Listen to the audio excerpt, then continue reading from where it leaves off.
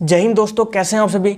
दोस्तों, आपको नुपुर शर्मा की कंट्रोवर्सी का तो पता ही होगा कि कितनी कंट्रोवर्सी चल रही है। तो अब सुप्रीम कोर्ट ने भी नुपुर शर्मा को जमकर फटकार लगाई है और जमकर उसको लताड़ा है और माफ़ी मांगने की बातें कही है। और साथ ही बड़े बयान ये दिए हैं कि जो उदयपुर में जो घटना हुई थी, कन्हैया लाल को मारा गया था, उसकी जिम्मेदारी भी नुपुर शर्मा को दे दी है। यानी उन्होंने कहा है कि जो उदयपुर में जो घटना हुई है वो नुपुर शर्मा की वजह से हुई है और नुपुर शर्मा को माफ़ी मांगने के लिए कहा गया। और भी बहुत सारी बातें कही और दिल्ली पुलिस को भी जमकर फटकार लगाई है। तो पूरी खबर क्या है आगे हम जानेंगे। तो आपसे रिक्वेस्ट है कि वीडियो को पूरा एंड तक देखना और आपसे एक और हम्बल रिक्वेस्ट है कि आप प्लीज़ चैनल को जरूर सब्सक्राइब करना, क्योंकि इसी तरह की वीडियोस मैं अपने चैनल पर लाता रहता हूं। तो भाइयों, सब्सक्राइब जरूर कर लेना। तो आगे बढ़ते हैं। दरअसल दोस्तों, उदयपुर की घटना के बाद पूरे देश में तनाव का माहौल हो गया था और आपको पता भी होगा कि नुपुर शर्मा की वजह से देश विदेश में कई जगह कंट्रोवर्सीज पैदा हो गई थी, लेकिन नुपुर शर्मा की कोई गिरफ्तारी नहीं हुई थी और ना ही नुपुर शर्मा ने माफी मांगी थी। लेकिन अब फिलहाल सुप्रीम कोर्ट ने नुपुर शर्मा को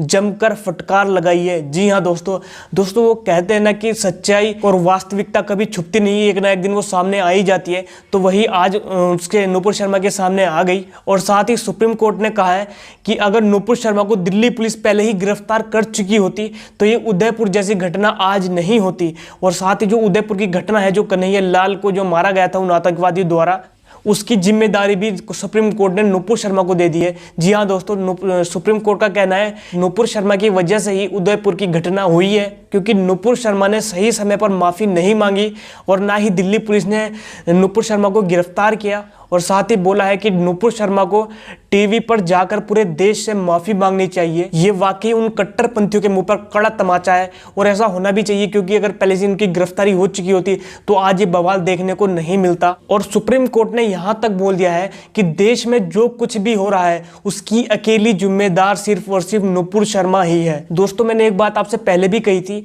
कि नफरत कितने भी अपने पैर पसार ले, लेकिन एक न एक दिन उसको झुकना ही पड़ता है। उसकी सच्चाई दुनिया के सामने आ ही जाती है। सेम आज वही दिन आ गया। और जो लगातार नुपुर शर्मा का समर्थन कर रहे थे और पैगंबर मोहम्मद साहब को गालियां दे रहे थे, कल ही की बात है कि हरियाणा में मोहम्मद साहब के ऊपर आपत्तिजनक नारे लगाए गए, तो इससे देश का माहौल खराब नहीं होगा तो क्या होगा। सरकार को भी इनके ऊपर कड़ी कार्रवाई करनी चाहिए, क्योंकि जो इन लोगों का पर्दाफाश करता है पुलिस को वही क्रिमिनल दिखता है।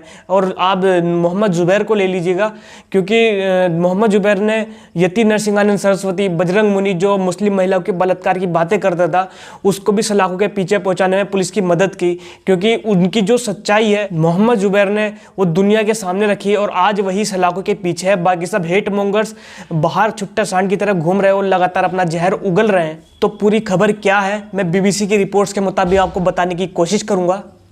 सुप्रीम कोर्ट ने नुपुर शर्मा को फटकारा, अर्जी सुनने से किया इनकार, हाईकोर्ट जाने को कहा उदयपुर हिंसा के लिए बयानबाजी जिम्मेदार, माफ़ी मांगने में देरी की, टिप्पणी से भावनाएं भड़की, कई एफआईआर दर्ज होने पर भी दिल्ली पुलिस ने उन्हें छुआ तक नहीं। तो पूरी विस्तार से खबर बताता हूं। सुप्रीम कोर्ट ने बीजेपी की पूर्व प्रवक्ता नुपुर शर्मा को कड़ी फटकार लगाई है। सुप्रीम कोर्ट ने नुपुर शर्मा को ही अर्जी पर सुनवाई करते हुए कहा है कि शर्मा के बयान ने पूरे देश में अशांति फैला दी है। बीजेपी से निलंबित हुई नुपुर शर्मा ने पैगंबर विवाद में उनके खिलाफ देश के अलग अलग राज्यों में दर्ज हुई सभी एफआईआर को दिल्ली शिफ्ट करने के लिए सुप्रीम कोर्ट ने अर्जी दी है। उनकी याचिका पर सुनवाई के दौरान शीर्ष न्यायालय ने नुपुर शर्मा के बयानों को उदयपुर में हुई दुर्भाग्यपूर्ण वारदात के लिए जिम्मेदार बताया है। अदालत ने शर्मा की अर्जी पर विचार करने से इनकार करते हुए उन्हें हाईकोर्ट जाने को कहा है। इसके बाद नुपुर शर्मा ने सर्वोच्च न्यायालय से अपनी अर्जी वापस ले ली है। नुपुर शर्मा ने पिछले महीने एक टीवी डिबेट में पैगंबर मोहम्मद साहब पर विवादित टिप्पणी की थी, जिसके विरोध में देश के कई राज्यों में उनके खिलाफ लगभग 1 दर्जन एफआईआर दर्ज कराई गई थी। दोस्तों, ऐसा लग रहा है कि नुपुर शर्मा अब जेल जा ही सकती है, क्योंकि नुपुर शर्मा का जेल जाना तय है, क्योंकि जितनी एफआईआर नुपुर शर्मा के ऊपर हुई है वो दिल्ली ट्रांसफर कर दी गई है। लेट्स सी, देखते हैं कब तक नुपुर शर्मा गिरफ्तार होती है। साथ ही सुप्रीम कोर्ट ने क्या सख्त टिप्पणियां दी है इसको लेकर मैं आपको बताता हूं। सुनवाई के दौरान सुप्रीम कोर्ट ने यह भी सवाल किया है कि एक टीवी चैनल का एजेंडा चलाने के अलावा ऐसे मसले पर डिबेट करने का क्या मकसद है जो पहले ही न्यायालय के अधीन है, और नुपुर शर्मा को भी ऐसा बयान देने की क्या जरूरत थी। नुपुर शर्मा की ओर से पेश हुए वकील मनिंदर सिंह ने कहा है कि उनके मुवक्किल ने अपने बयान वापस लिया और इसके लिए माफ़ी भी मांगी। इस पर सुप्रीम कोर्ट ने इससे नाखुशी जाहिर करते हुए कहा कि उन्हें टीवी पर जाकर पूरे देश से माफ़ी मांगनी चाहिए थी। सुप्रीम कोर्ट ने नुपुर शर्मा के वकील से कहा, उन्होंने बहुत ही देरी कर दी और उन्होंने सशर्त अपना बयान वापस लिया। उन्होंने कहा है कि अगर किसी की भी भावनाएं आहत हुई तो वो माफ़ी मांगती है। सुप्रीम कोर्ट में अर्जी दायर करने पर शीर्ष न्यायालय ने कहा, ऐसा लगता है कि देश के मजिस्ट्रेट उनके लिए बहुत छोटे हैं। सुप्रीम कोर्ट ने नुपुर शर्मा की बयानबाजी पर सवाल किया और कहा, अगर आप एक पार्टी की प्रवक्ता हैं तो आपके पास इस तरह के बयान देने का लाइसेंस नहीं है। सुप्रीम कोर्ट ने कहा कि जिस तरह नुपुर शर्मा ने देश भर में भावनाओं को उकसाया, वैसे में ये देश में जो हो रहा है उसकी अकेली जिम्मेदार वही है। इस पर नुपुर शर्मा के वकील मनिंदर सिंह ने दलील दी, नुपुर कहीं नहीं जाएंगी और जो एजेंसी जब तक भी जांच के लिए बुलाएगी वो सहयोग करेंगी। दोस्तों ऐसा लग रहा है कि आने वाले टाइम में इन टीवी डिबेटों पर भी रोक लगेगी और लगनी भी चाहिए, क्योंकि इन्हीं की वजह से पूरे देश में इतना जहर फैल रहा है। दोस्तों इसके ऊपर आप क्या सोचते हो, अपनी राय कमेंट बॉक्स में जरूर बताएं।